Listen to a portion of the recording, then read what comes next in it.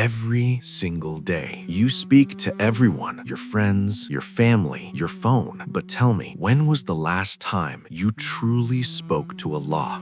There are 10 seconds that can change your entire life. Not 10 hours, not 10 minutes, just 10 seconds. It happens when your forehead touches the ground, that moment of sujood, when the world disappears, when your problems feel small, when your heart is exposed, and you whisper, Ya Allah. In that position, you are closest to Allah.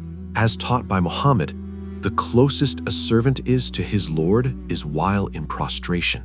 Those 10 seconds can erase sins, can heal pain, can change your destiny. But most of us rush it. We stand up too fast, not realizing those might have been the most powerful 10 seconds of our entire day. Tonight, don't rush your sujood. Stay there. Cry if you need to. Ask, beg, because maybe those 10 seconds are the ones that save you on the day you meet Him.